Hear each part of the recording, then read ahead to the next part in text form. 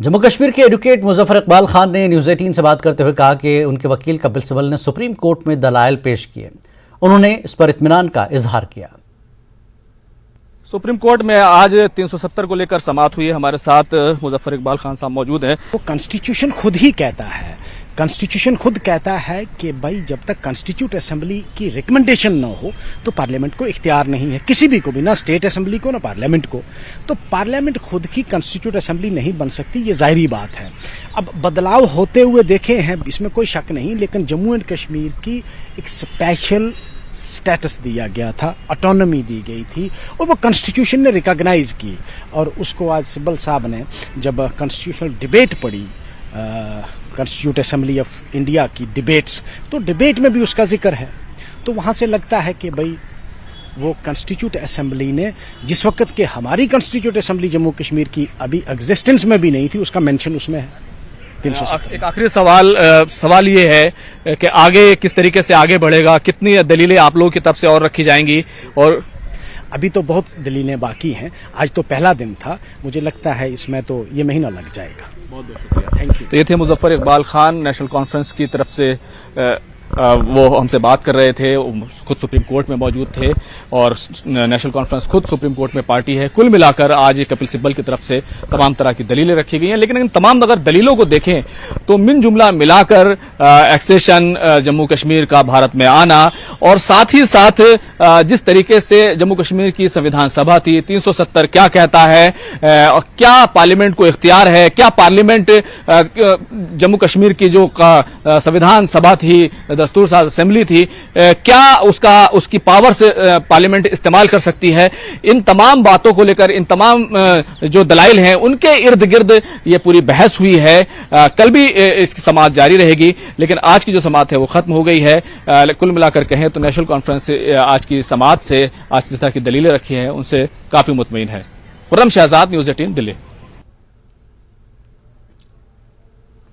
मुजफ्फर इकबाल ने कहा कि उन्हें खुशी है कि सुप्रीम कोर्ट इस पूरे मामले में हर चीज और हर पहलू को बहुत बारीकबीनी से देख रहा है। एक अहम सवाल है जो हमें समाअत के दरमियान भी देखने को मिला कि जिस तरीके से जो जम्मू कश्मीर की दस्तूर साज असेंबली थी उसका सवाल, 1951 से 1957 के बीच का सवाल और बीच की तमाम तब्दीलियां, जिस तरह से सुप्रीम कोर्ट ने भी बार बार बीच में पूछगछ की है, क्या आपको लगता है कि ये पॉजिटिव जा रहा है? मैंने आपको कहा बड़ा क्रिटिकल एग्जामिनेशन हो रहा है, एक एक नुक्ते का एग्जामिनेशन हो रहा है, एक एक सेंटेंस का एग्जामिनेशन हो रहा है।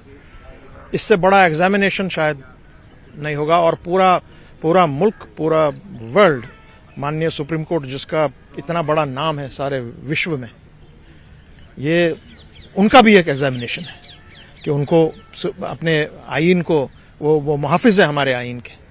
सो हम बात आज यही कर रहे हैं भाई, क्या 5 अगस्त 2019 को जो फैसला माननीय पार्लियामेंट में हमारे गवर्नमेंट ने लिया, whether it was legally and constitutionally right और not, that is the case that is. सवाल ये भी है कि जिन हालात में लिया, जिस तरह की सूरत हाल में लिया, जब जम्मू कश्मीर की असेंबली नहीं थी, जिन हालात में, of no consequence sir, no consequence, whether you have followed law and you have followed the constitution, that is the case.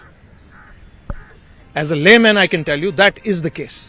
That is the case. Have you followed the constitution? Yes or no? So it is being examined right from 1947. क्या सिर्फ जम्मू कश्मीर की राजनीतिक पार्टियां ही इसमें हैं या और दूसरे लोग हैं? इसमें हर कोई है। इसमें जम्मू के लोग हैं, कश्मीर के लोग हैं, लद्दाख के लोग हैं, इसमें यहाँ की सिविल सोसाइटी है, इसमें रिटायर्ड जनरल्स हैं, इसमें रिटायर्ड आपके ब्यूरोक्रेट्स हैं, इसमें रिटायर्ड जुडिशरी के लोग हैं। कौन नहीं है इसमें? हिंदू, मुसलमान, सिख, ईसाई सब हैं इसमें। तो ये थे मुजफ्फर शाह जिन्होंने अपना रद्दमल 370 को लेकर न्यूज़ 18 के सामने रखा। पीडीपी सदर महबूबा मुफ्ती ने कहा कि लोगों को सुप्रीम कोर्ट से बहुत उम्मीदें वाबस्ता हैं। ये सुप्रीम कोर्ट के लिए एक बड़ा चैलेंज है क्योंकि इससे मालूम होगा कि इस मुल्क को किस तरह चलाना होगा। मुफ्ती ने कहा कि सुप्रीम कोर्ट को यह फैसला करना होगा कि मुल्क आइन की पैरवी करेगा या बीजेपी के हुक्म के तहत चलेगा।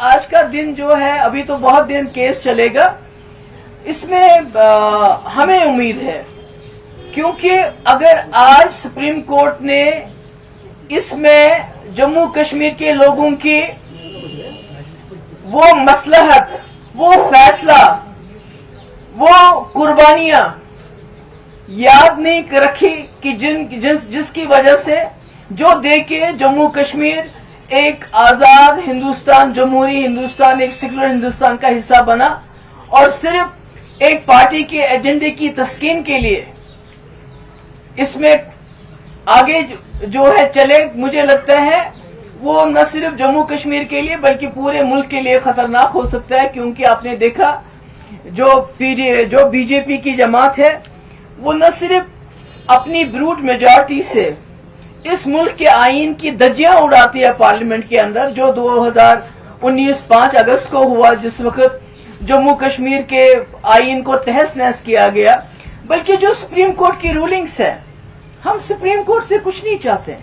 हम चाहते हैं कि सुप्रीम कोर्ट सिर्फ ये नजर में रखे कि इस मुल्क को आईन के मुताबिक चलाना है या बीजेपी के कम्युनल एजेंडे के मुताबिक चलाना है।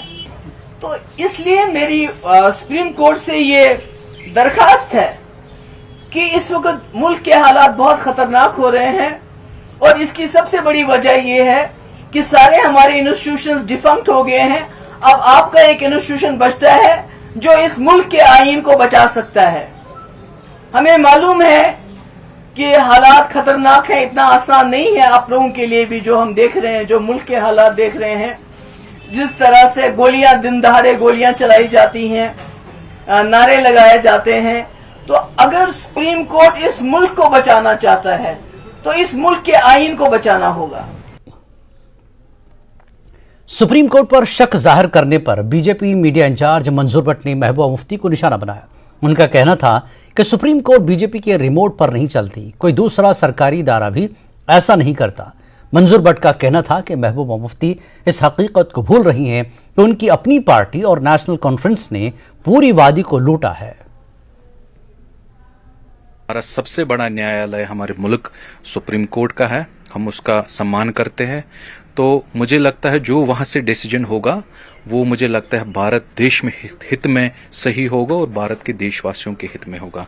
अब रहा सवाल कि महबूबा जी कहती है कि अगर फैसला उनके हक में होगा तो वो समझेंगे कि लोगों सुप्रीम कोर्ट उनकी है, तो अगर हक में नहीं हुआ तो वो बीजेपी के इशारों पे काम करती है। पहले महबूबा मुफ्ती जी इस तरीके के जो बयान है आपसे शोभा नहीं देते। आप कॉन्स्टिट्यूशन के हिसाब से आपने हल्फ लिया है, under the constitution of India आप चीफ मिनिस्टर बनी है। जब आप जैसी लीडर इस तरीके की बयानबाजी करेंगे, मुझे लगता है आम लोग क्या कहेंगे। ये बेशर्माना बयान है।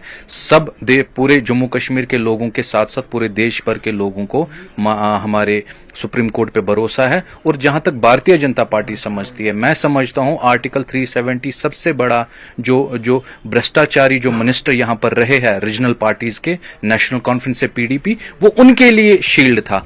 आम जनता को उसके साथ कुछ नहीं था। लेकिन आज जो भी फैसला हमारा उच्च न्यायालय करेगा सुप्रीम कोर्ट, उसका हम वेलकम करेंगे। और मैं यही समझता हूं, मुझे यही यकीन है कि वो जो भी फैसला करेंगे वो देश के हित में होगा, देश के लोगों के हित में होगा।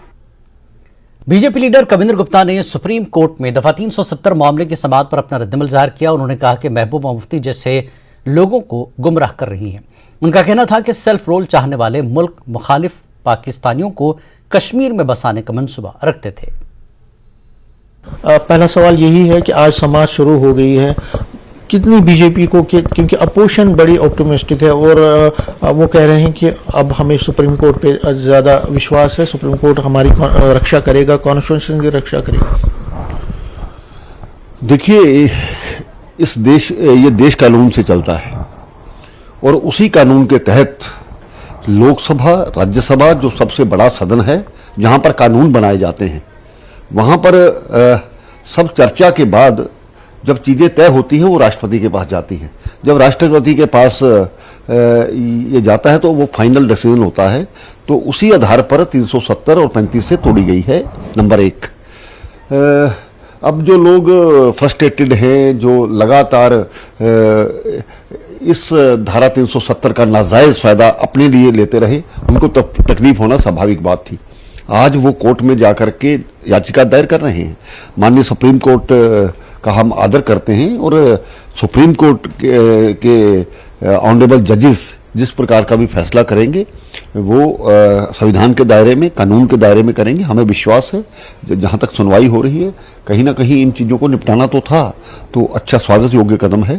तो हमें आशा ही नहीं पूर्ण विश्वास है कि ठीक तरीके से किया गया एक जो फैसला है वो हमारे पक्ष में आएगा। लेकिन अपोजिशन कहती है, और उन्होंने पिटीशन में भी रखा है कि जो पिटीशन दाखिल हुए उसमें कहा गया है कि जो प्रक्रिया, जो प्रोसेस अपनाया गया इसको एब्रोगेट करने का, वो गलत था। स्टेट असेंबली नहीं थी, असेंबली को इख्तियार है एज पर J&K कॉन्स्टिट्यूशन, उसको इख्तियार है कि पहले वो डिसीजन ले, वहां अगर पास होता या कुछ होता तो आगे चल के पार्लियामेंट को फिर था। देखिए, ऐसा प्रावधान नहीं है। जब ये जिसको लगाया गया था तब भी जवाहरलाल नेहरू ने वहां से पार्लियामेंट में उस वक्त हुआ था, ना कि स्टेट की असेंबली से। ये उनको पढ़ना चाहिए। ये लोगों को गुमराह करते हैं। ये उस 370 की आड़ में इन लोगों ने रीसेटलमेंट बिल लाया था, जो पाकिस्तान के लोग यहां पर आकर के अपनी जमीनें ले सकते हैं। ये देश विरोधी है, ये सेल्फ रूल चाहते हैं, ये इंडिपेंडेंट जम्मू कश्मीर की बात करते थे, ये ऑटोनॉमी की बात करते थे। इस तरह का यहां पर नहीं चल सकता। तकलीफ होना, क्योंकि इन परिवारों को फायदा था, इनको तकलीफ होना स्वाभाविक बात थी। उसी आधार पर इस प्रकार की जो याचिकाएं हैं वो की गई। महबूबा मुफ्ती ने बड़ा बयान दिया, उन्होंने प्रेस कॉन्फ्रेंस की और कहा कि बीजेपी ने कॉन्स्टिट्यूशन की धज्जियां उड़ा दी हैं। हमें सुप्रीम कोर्ट पे नजर है कि सुप्रीम कोर्ट कॉन्स्टिट्यूशन का रूल चलेगा, यहाँ की बीजेपी के ऑर्डर चलेंगे, उसको डिसाइड करेगा।